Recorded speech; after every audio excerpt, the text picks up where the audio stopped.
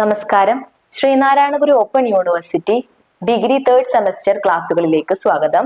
ഇന്ന് നമ്മൾ ഡിസ്കസ് ചെയ്യാൻ പോകുന്നത് സ്ട്രെസ് മാനേജ്മെന്റ് എന്ന പേപ്പറിലെ ഒന്നാമത്തെ ബ്ലോക്കായ ഇൻട്രൊഡക്ഷൻ ടു സ്ട്രെസ്, അതിലെ രണ്ടാമത്തെ യൂണിറ്റ് ആയ റെസ്പോണ്ടിങ് ടു സ്ട്രെസ് എന്ന പാഠഭാഗമാണ്.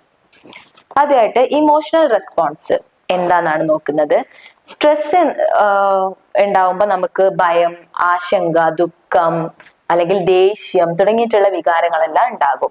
സംഭവത്തിൽ നമുക്ക് എങ്ങനെ തോന്നുന്നു എന്നതാണ് ഈ ഒരു ഇമോഷണൽ റെസ്പോൺസ് നിശ്ചയിക്കുന്നത്. നമ്മൾ എങ്ങനെയാണ് ആ ഒരു സംഭവത്തെ കാണുന്നത് എന്നാണ് നമുക്ക് ഏത് തരത്തിലുള്ള ഇമോഷനാണ് ഉണ്ടാകുന്നത് എന്ന് നിശ്ചയിക്കുന്നത്.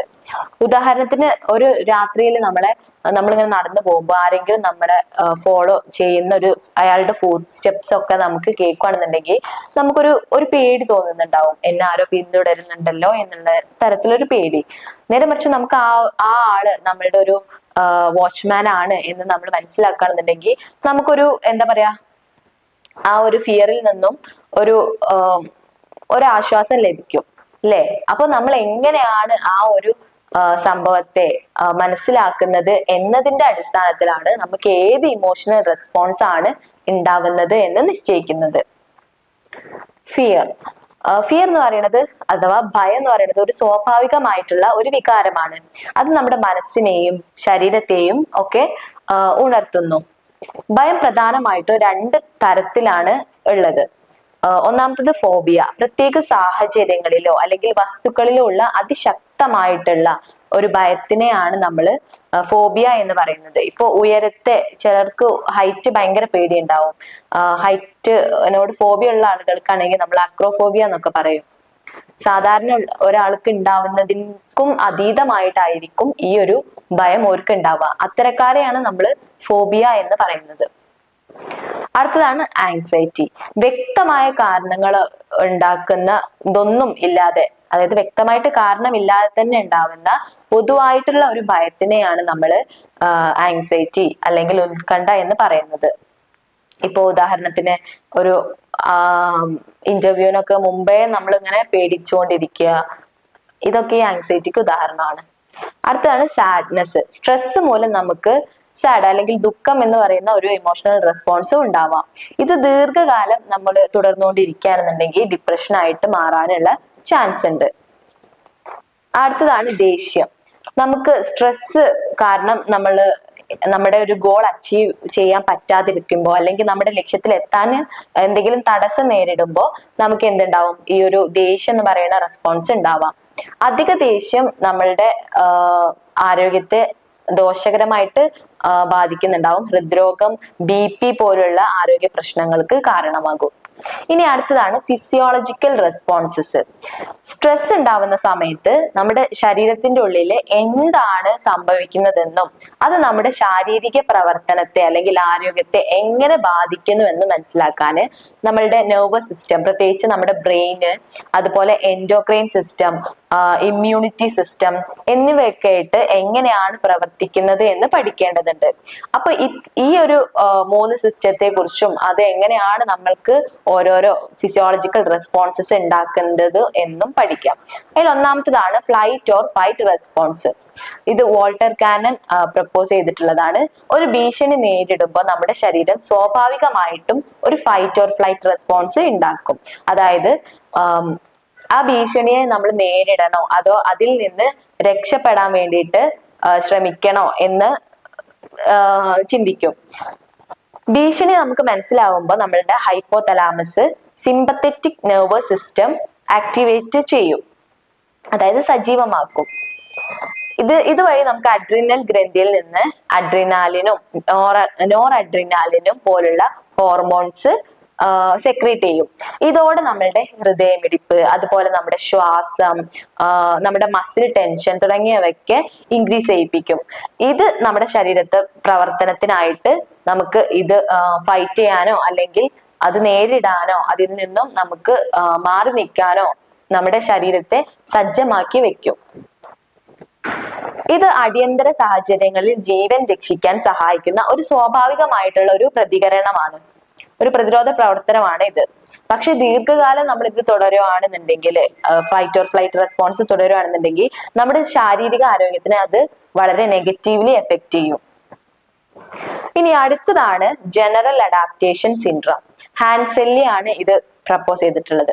നമ്മുടെ വോൾട്ടർ കാനൻ നമ്മുടെ ഫൈറ്റ് ഓർ ഫ്ലൈറ്റ് റെസ്പോൺസിൽ പറഞ്ഞതുപോലെ തന്നെ ദീർഘകാല സ്ട്രെസ് നമ്മുടെ ശരീരത്തിന് ദോഷകരമാണ് എന്ന് കനേഡിയൻ എൻഡ്രോകൈനോളജിസ്റ്റ് ആയിട്ടുള്ള ഹാൻസെല്ലി അദ്ദേഹത്തിന്റെ ഗവേഷണത്തിലൂടെയാണ് തെളിയിച്ചിട്ടുള്ളത്.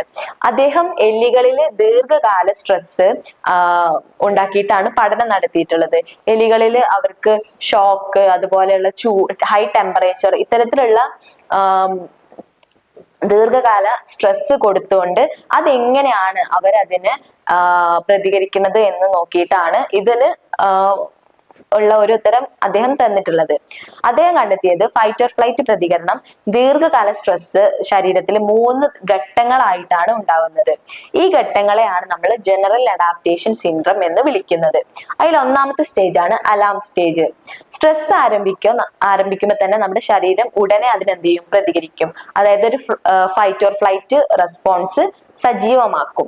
ഇതിലൂടെ നമുക്ക് ഹോർമോൺ പുറപ്പെടുവിക്കും, അതുപോലെ നമ്മുടെ ഹൃദയമിടിപ്പ്, ശ്വാസം എന്നിവയൊക്കെ കൂട്ടുകയും ചെയ്യും.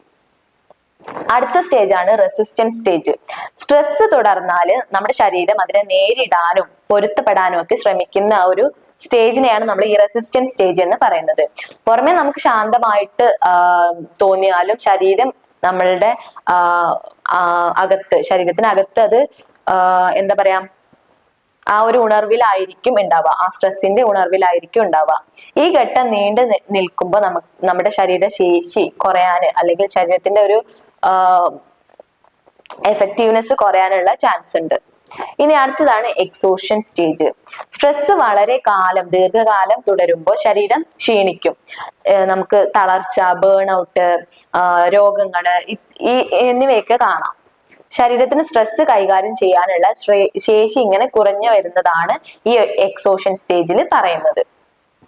GAS മോഡൽ അഥവാ ഈ ജനറൽ അഡാപ്റ്റേഷൻ സിൻഡ്രോത്തിന് അദ്ദേഹം ശാരീരിക പ്രതികരണം മനസ്സിലാക്കാൻ സഹായിച്ചിട്ടുണ്ട് എങ്കിലും ഇതിന് വിമർശനങ്ങൾ ഉണ്ടായിരുന്നു. അതിൽ ഒന്നാമത്തതാണ് ഇദ്ദേഹം പറഞ്ഞിട്ടുണ്ടായിരുന്നത് എല്ലാ സ്ട്രെസ്സിനും ഒരേ രീതിയിലാണ് ശരീരം പ്രതികരിക്കുന്നത് എന്നാണ്. എന്നാൽ പിന്നീടുള്ള റിസർച്ചുകളിൽ എല്ലാ സ്ട്രെസ്സിനും ഒരേ രീതിയിലല്ല, വ്യത്യസ്ത രീതികളിലാണ് പ്രതികരിക്കുന്നത് എന്ന് കണ്ടെത്തിയിട്ടുണ്ട്. അത് ഇതിന്റെ ഒരു പോരായ്മയാണ്. അടുത്തതാണ് സൈക്കോളജിക്കൽ ഫാക്ടേഴ്സിനെ വളരെ കുറച്ച് മാത്രമാണ് ഇദ്ദേഹം പരിഗണിച്ചിട്ടുണ്ടായിരുന്നത്. ഇനി അടുത്തതാണ് ബ്രെയിൻ ബോഡി ഫാക്ടേഴ്സ്. ഈ ടോപ്പിക്കിൽ പറയുന്നത് നീണ്ടു നിൽക്കുന്ന സ്ട്രെസ് നമ്മുടെ ശരീരത്തിൽ ഒരു പ്രത്യേക ഹോർമോൺ പ്രതികരണം ഉണ്ടാക്കും എന്നാണ്. ഇതും കണ്ടെത്തിയിട്ടുള്ളത് ഹാൻസെല്ലി തന്നെയാണ്. ഈ പ്രതികരണത്തിനെയാണ് നമ്മൾ ഹൈപ്പോതലാമിക് പിറ്റ്യൂട്ടറി അഡ്രിനൽ ആക്സിസ് എന്ന് വിളിക്കുന്നത്. ഇതിൽ ഹൈപ്പോതലാമസും പിറ്റ്യൂട്ടറിയും അതുപോലെ അഡ്രിനലും കൂടെയാണ് മെയിൻ ആയിട്ട് ഉള്ളത്. ഹൈപ്പോതലാമസിൽ കോർട്ടിക്കോട്രോപ്പിൻ റിലീസിങ് ഹോർമോൺ ആയിട്ടുള്ള CRH റിലീസ് ചെയ്യിപ്പിക്കും. അപ്പൊ അതിന്റെ പ്രേരണയിൽ നമ്മുടെ പിറ്റ്യൂട്ടറി ഗ്ലാൻഡ് എന്ത് ചെയ്യും? അഡ്രിനോ കോർട്ടിക്കോട്രോപ്പിക് ഹോർമോണ് റിലീസ് ചെയ്യും. ഈ അഡ്രിനോ കോർട്ടിക്കോട്രോപ്പിക് ഹോർമോണ് റിലീസ് ചെയ്തതിന്റെ ഫലമായിട്ട് അഡ്രിനൽ കോർട്ടെക്സ് എന്ത് ചെയ്യും? കോർട്ടിസോൾ എന്ന് പറയുന്ന ഹോർമോൺ ഉൽപ്പാദിപ്പിക്കും.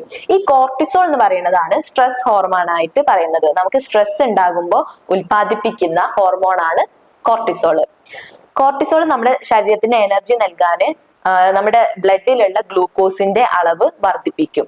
അതുപോലെ നമ്മുടെ മെന്റൽ അലേർട്ട്നെസ്സും നമ്മുടെ ടിഷ്യൂ റിപ്പയറിങ്ങിനൊക്കെ സഹായിക്കും. അത്യാവശ്യങ്ങളല്ലാത്ത പ്രവർത്തനങ്ങൾ ഉണ്ടാകും. അതായത് നമ്മുടെ digestion, reproduction and immunity system പോലുള്ള അത്യാവശ്യമല്ലാത്ത പ്രവർത്തനങ്ങളെ ഇതെന്ത് ചെയ്യും? കുറയ്ക്കും, താൽക്കാലികമായിട്ട് കുറയ്ക്കും. ഈ പ്രക്രിയ നമ്മുടെ ശരീരത്തിന് ഭീഷണി നേരിടാൻ തയ്യാറാക്കുന്ന ഒരു സ്വാഭാവികമായിട്ടുള്ള ഒരു സംവിധാനമാണ്. അതായത് സാഹചര്യങ്ങളെ ആശ്രയിച്ച് ശരീരപ്രവർത്തനം മാറ്റുന്ന ഈ ഒരു അവസ്ഥയെ ആണ് നമ്മൾ എലോസ്റ്റേഷ്യസ് എന്ന് പറയുന്നത്.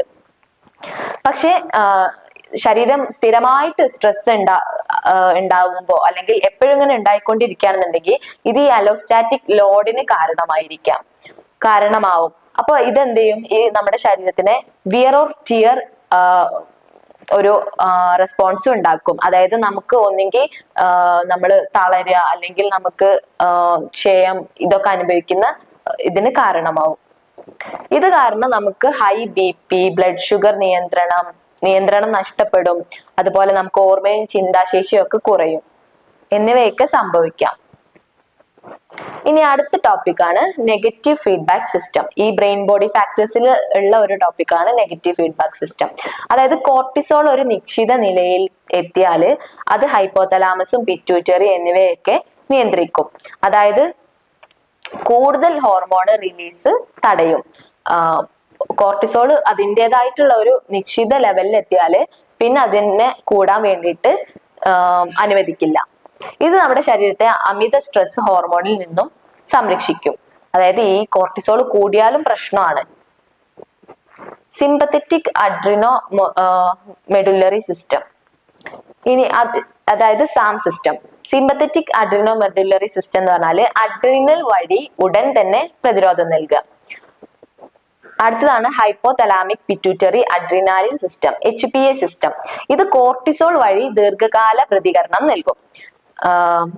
ഇത് രണ്ടും, ഈ രണ്ട് സിസ്റ്റം ചേർന്ന് സ്ട്രെസ്സിനുള്ള ശരീരത്തിന്റെ പൂർണ്ണമായ പ്രതികരണത്തെയാണ് നിയന്ത്രിക്കുന്നത്. ഈ രണ്ട് സിസ്റ്റവും ചേർന്നിട്ടാണ്.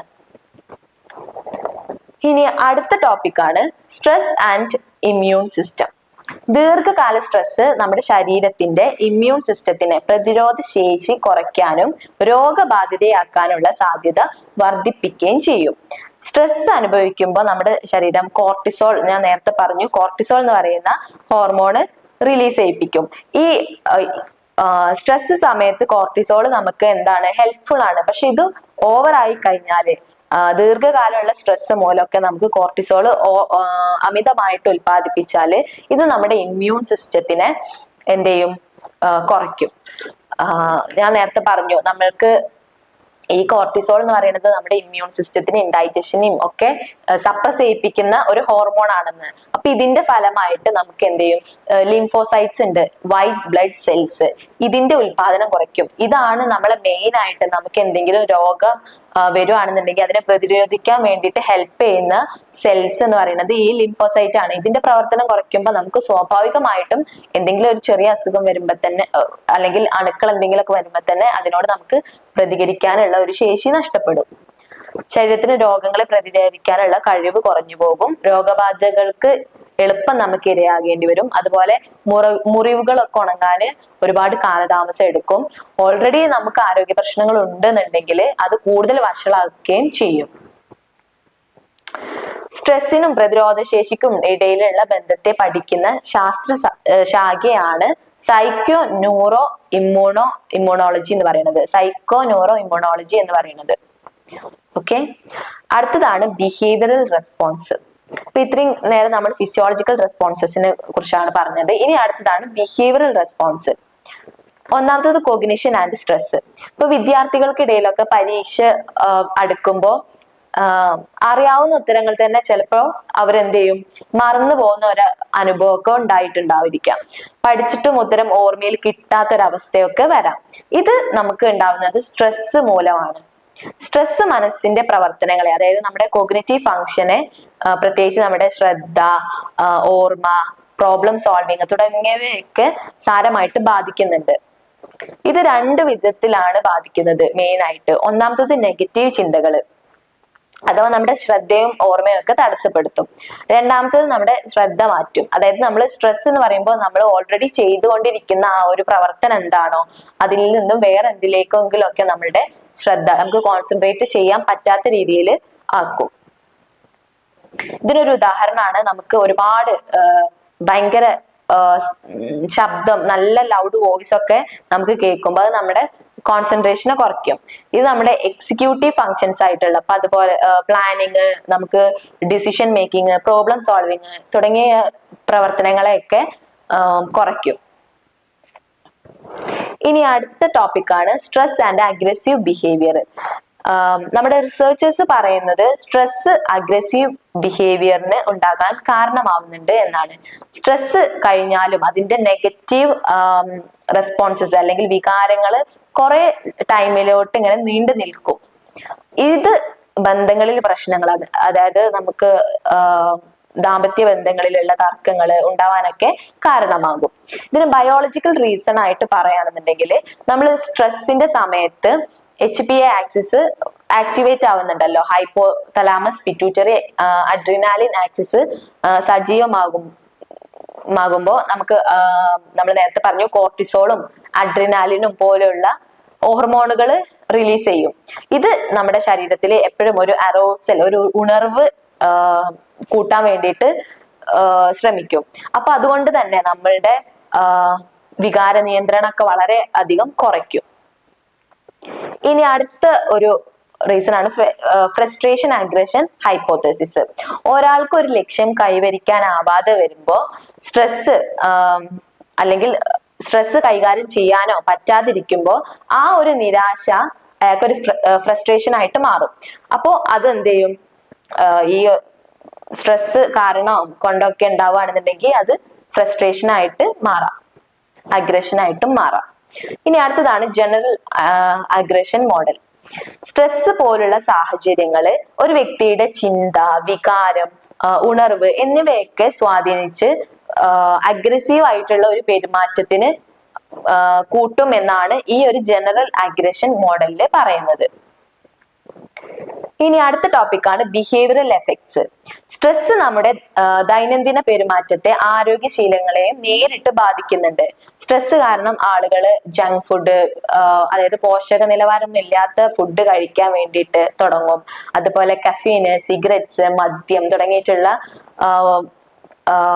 അതേപോലെ സൈക്കോ ആക്റ്റീവ് ഡ്രഗ്സ് പോലെയുള്ള കാര്യങ്ങളുടെ ഉപയോഗം കൂട്ടും. പിന്നെ അതുപോലെ സ്ലീപ്പ് ഡിസോർഡേഴ്സ് ഉണ്ടാവും. ജോലിയിൽ നിന്ന് ചിലപ്പോ നല്ലപോലെ ചെയ്യാൻ പറ്റാത്ത ഇതുകൊണ്ട് അവർക്ക് ടെർമിനേഷൻ ഉണ്ടാവാം, പ്രവർത്തനക്ഷമത കുറയാം എന്നിവയൊക്കെ സാധാരണമായിട്ട് ഈ സ്ട്രെസ് കൊണ്ട് ഉണ്ടാവുന്ന ബിഹേവിയറൽ എഫക്റ്റ് ആണ്. ഇനി അടുത്തത് stress and physical health.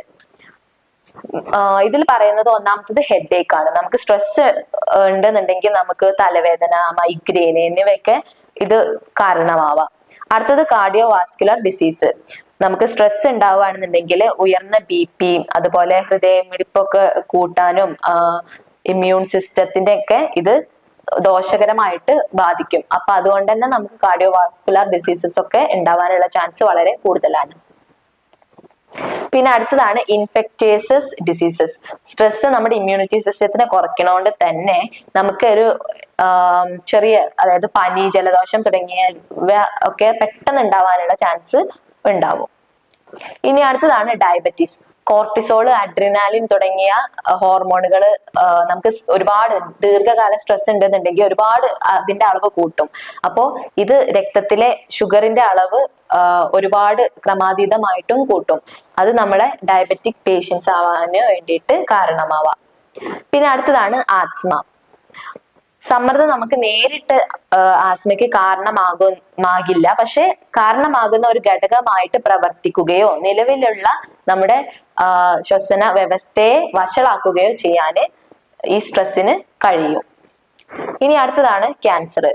Stress നേരിട്ട് ക്യാൻസറിന് കാരണമാവുന്നില്ലെങ്കിലും ഒരു രോഗത്തിന്റെ ഗതിയെ, ഈ ക്യാൻസർ എന്ന് പറയുന്ന രോഗത്തിന്റെ ഗതിയെ ഇത് സ്വാധീനിച്ചേക്കാം.